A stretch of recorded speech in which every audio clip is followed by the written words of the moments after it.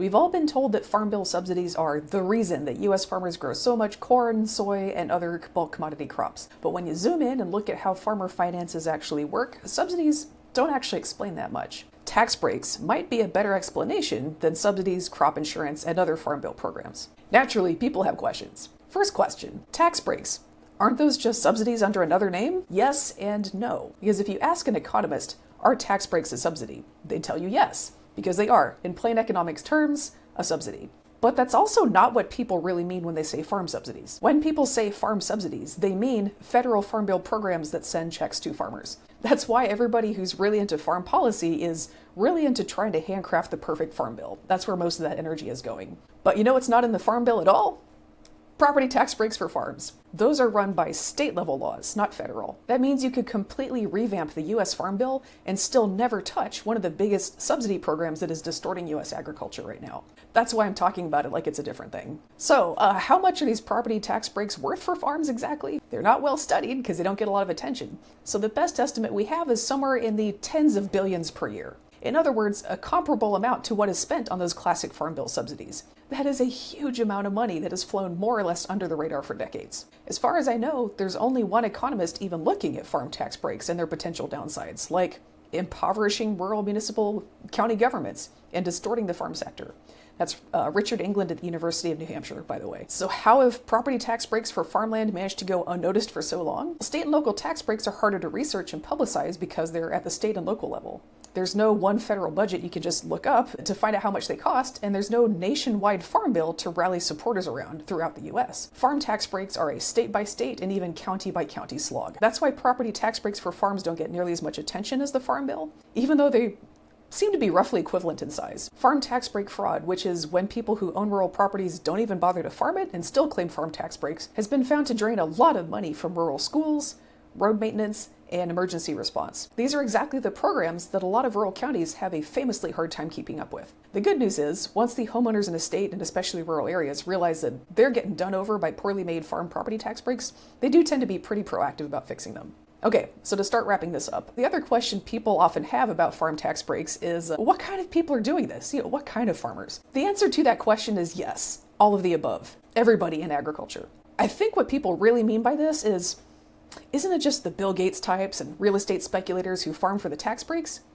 Not real farmers. And that's so sweet. But no, if there is a tax break for farming, you can bet that everybody who can possibly use it is using it. Everyone. So that fifth generation family farm? Yes. Real estate speculators? Yes.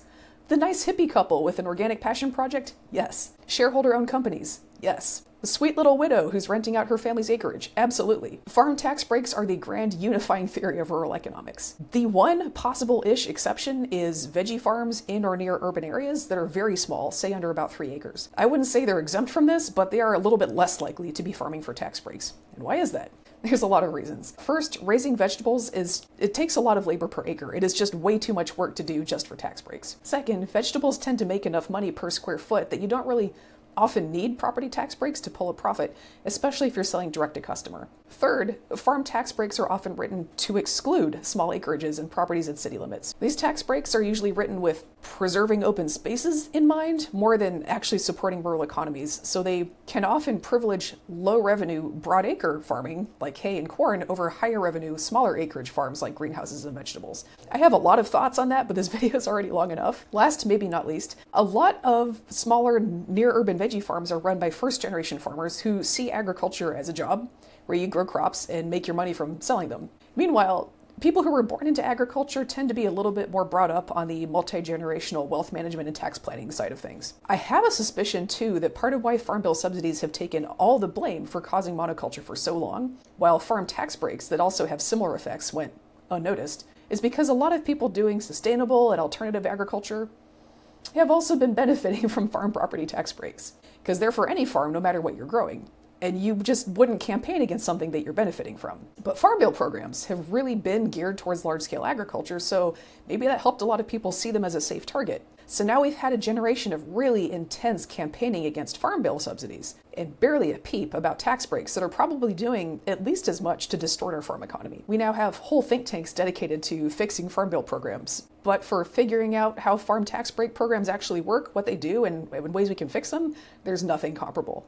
There's, as far as I know, one part-time economist trying to get people to notice that farm tax breaks are a thing. Never mind figuring out how to undo some of the damage they've caused without causing more problems. But farm tax breaks do come with some serious downsides that we do need to talk about. The most numerous kind of farm in the US is the kind that doesn't sell anything at all, and the sheer number of them cannot be explained by homesteaders. A lot of US farms do seem to exist primarily as tax shelters. Meanwhile, tax shelter farms by definition are going to be owned by people with some wealth, who can pay more money for that land. So they're taking up space, they're pricing up farmland, and creating very little in the way of jobs and economic activity in rural areas. Farms like that can easily price legitimate businesses and working farms right out of the countryside. This also might help explain why so many rural areas struggle so much to provide schools, emergency services, and take care of their roads. An investigation in Kentucky found that tax break farms were so rampant, 10-acre lawns, a lot of them, were getting farm tax breaks. These tax break-only farms were costing Kentucky's rural school districts and emergency services $45 million a year. Result? Rural schools and other services suffered a lot, and non-farmers throughout the state had to pay much higher property and state income tax just to get rural services up to a basic level.